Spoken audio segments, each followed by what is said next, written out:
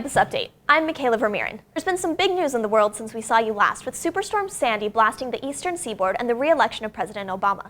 But you already know about that stuff, right? Let's talk about what's been going on here at HB. A few weeks ago, we had a special assembly about the dangers of bullying.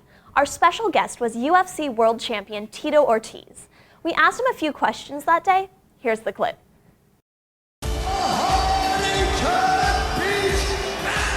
What's my take on bullying? I think bullying is wrong. I think a lot of insecure kids want to bully to make themselves feel better, and I think it's the wrong way to be about of doing those things.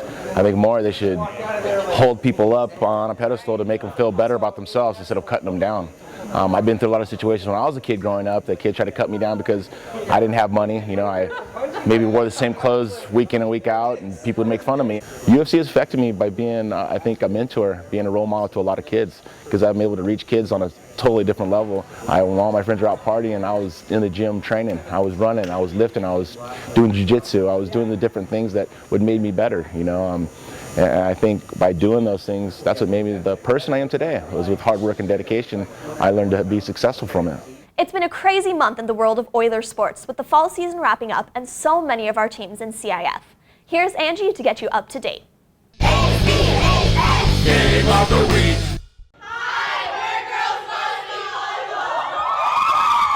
The proceeds from tonight's game will go to breast cancer research. We're playing our rival Assasin tonight in our gym. Special thanks to Maria Santapalo for organizing this event.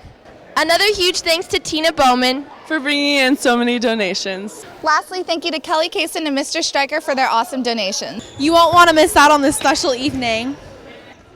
The Oilers were victorious in their match against rival Assasin.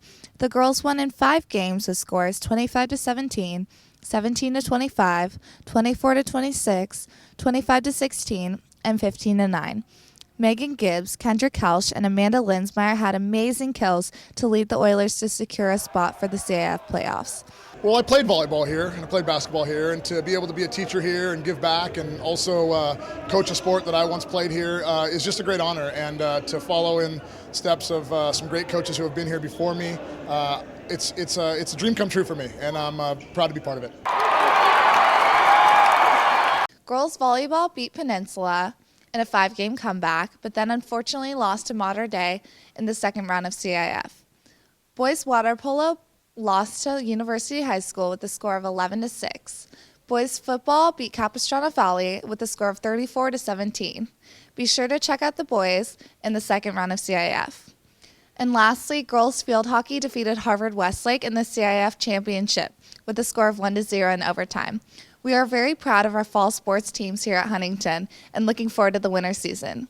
I'm Tiffany Nguyen, and I'm sitting with Kirsty Stanglin, Marina Elmore, and Sabrina DeSisto from the varsity field hockey team. First of all, I want to congratulate you guys on the victory. So how does it feel to win CIF? It was both exciting and a relief. How proud are you of your team's efforts against Harvard Westlake? I was very proud of the effort only because after an hour of playing, we still pushed through it and scored the winning goal. Okay, great. So what does the CIF championship mean to you? It's really just, I feel like we came full circle as a team. Our coaches told us that we worked harder this year than any year before, and just all the hours conditioning, all the 2 miles we had to run, and just all the time we practiced, it just really made it worth it, and it was a great feeling. What do you have to say to your fans and supporters out there? We definitely had the best fans. It was amazing in our last game how many people came and supported. We actually had a fan club. Shout out to them. They were absolutely amazing.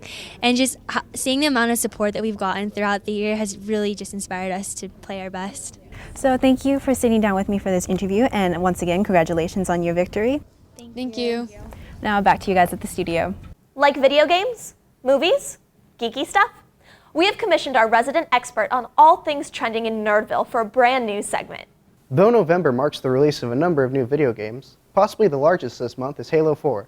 343 Studios picks up where Bungie left off and sets to create a new trilogy, and since its release on November 6th, it has proven to be a big hit. Also notable this month is Assassin's Creed 3 releasing on the PC, almost a month after its release on the Xbox 360 and PS3. It is most likely to make improvements for the superior platform. The final iteration in the current series follows Connor in his fight against the British to liberate the colonies. The game is filled with excitement and action, even though the ending is very underwhelming and leaving a lot of fans disappointed. The last big launch of the month is the Wii U, launching on November 18th. The console has been reaching pre-order limits all across the nation, and it's going to be interesting to see how hard it is to acquire as compared to the Wii in 2006. This month also caused many Star Wars fans to feel a disturbance in the force when Disney purchased LucasArts from George Lucas for $4.05 billion. Though millions of fans cry out in terror, many were suddenly silenced when they thought that Disney could take the series in a new direction. November 9th also marks the release of Skyfall, the 23rd James Bond movie. Daniel Craig returns his role as James Bond, and Javier Bardem plays the new villain, Raul Silva. Many people are viewing this as the greatest James Bond movie to date, and it's easy to see why. The film aims to take the series in a new direction, and we can't wait to see more. That's all for now, Oilers. See you next time on NerdWord. Thanks, James. Next up is the latest installment in our seemingly endless quest to introduce you to all the new teachers here at Huntington. May we introduce Mr. Geck. I teach seniors economics at Huntington Beach High School this year. My goal as a teacher this year is to really inspire my students to want to learn more about economics and personal responsibility as far as, financially, but also academically, preparing them for the next step, going to college, and really kind of taking a personal responsibility for their lives. I think that that's one of the most important things that we can communicate as teachers to our students. I did do my student teaching at Fountain Valley High School just down the street last year. And then I worked as a instructional aide in Irvine for a couple weeks this year. Teaching economics is extremely important for all of my students to know, because learning about how the world works economically, but how you personally interact economically, to learn your own personal responsibility in microeconomics, right? How the little decisions affect our society and affect you individually, but then we get to learn about the big stuff, governments, countries, how they interact with each other, how they interact when their country and their citizens are demanding change. Next week is Thanksgiving, so we hope you all take some time to relax and enjoy the day with your family and friends. Here's Professor Preston with a few tips to make your holiday more successful. It's really windy here, Oilers. That means Thanksgiving's right around the corner. It's a time of food, fun, and relaxation, but it can become really awkward really quick unless you follow these tips. Tip number 1, never have dinner during the football game, or else your male guests will be preoccupied. Tip number 2, never invite the relative who just went through a bad breakup. It'll get really strange real quick. I see you're having Thanksgiving dinner. Do you know who else liked Thanksgiving dinner? Caitlin. Why, Caitlin? Why? And tip number 3, never leave the turkey in the oven, or else you'll have a fire problem on your hands. Well, I'm Preston Francis. If you follow these tips, you will have a happy Thanksgiving. Happy Thanksgiving, not guaranteed by Campus Update. Thanks, guys. It's come to that time in our broadcast where we introduce the winner of the last Instagram challenge. Problem is, nobody is doing the Instagram challenge. What's up with that? Either it's a really bad concept, or our viewers just don't understand how it works. We know it's a fun idea, so we've put together a little video that will hopefully explain how it works.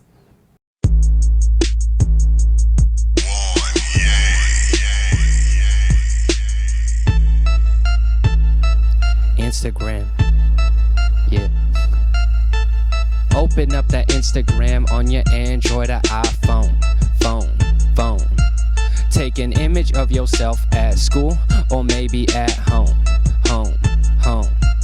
Take a picture, choose a filter. The lo-fi theme's kinda illa. Got that Kelvin 77 early bird, cause I'm a winner. Look good in Walden, maybe Hudson, maybe even nothing. You can be normal or you can choose something.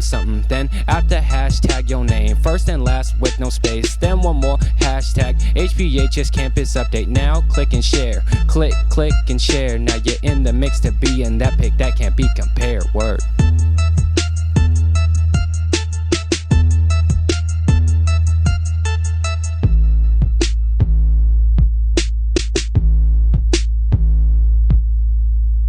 Okay, so are we all on the same page now?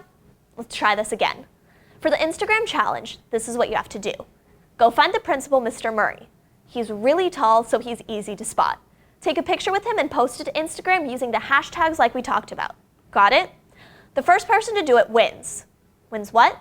We can't tell you, but it might involve some free food from Sancho's Tacos. One more thing. For you budding filmmakers out there, don't forget that the Surf City Student Film Festival is coming up in a few months and films are due February 27th. Anybody can enter films. We're just reminding you because Thanksgiving break is a great time to get your friends together and make a movie. You should. Don't forget to check out our sister show What's Happening for all the news on what's happening at APA. You can always see the latest episode at www.hbappa.org. Anti-Mame opens this weekend, so don't miss it. Well, that about wraps it up, Oilers. Enjoy your break and remember all the little things we have to be thankful for. See you next time.